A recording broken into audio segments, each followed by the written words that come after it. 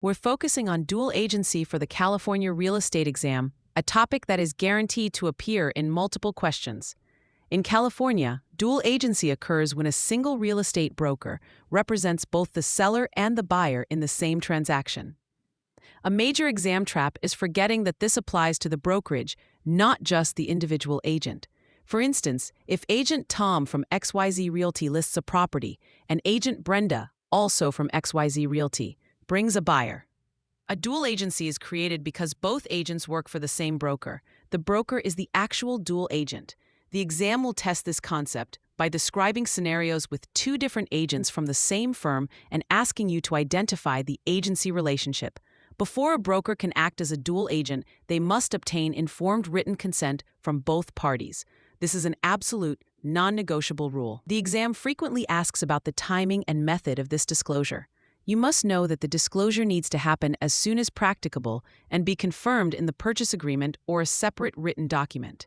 An exam question might ask, an agent represents a buyer who becomes interested in a property listed by the agent's own brokerage. What must the agent do before writing an offer? The correct answer will always involve disclosing the dual agency and getting written consent from both the buyer and the seller. Failing to do this creates an undisclosed dual agency, which can lead to the contract being rescinded. In a dual agency, the agent's fiduciary duties are modified. While they still owe duties of honesty, fairness, and disclosure of material facts, their duty of undivided loyalty is compromised, the most significant limitation. And a favorite exam topic relates to confidential information. A dual agent cannot disclose to the seller that the buyer is willing to pay more than the offered price. Likewise, they cannot disclose to the buyer that the seller is willing to accept less than the asking price without the express written permission of that party. The exam will present a scenario where one party reveals their confidential price flexibility to the dual agent and ask what the agent's obligation is. The answer is to keep that information confidential. To remember your role in a dual agency, think of yourself as a neutral referee, not a dedicated coach for either team.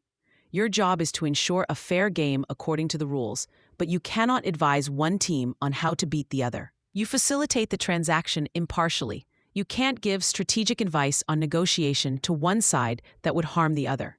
This mental shortcut helps you answer questions about an agent's responsibilities correctly. The core conflict is that you cannot be completely loyal to two opposing sides simultaneously, so your role shifts from a loyal advocate to a neutral facilitator. For free practice questions, AI-powered explanations, and more exam prep tools, visit openexamprep.com. That's openexamprep, all one word, .com.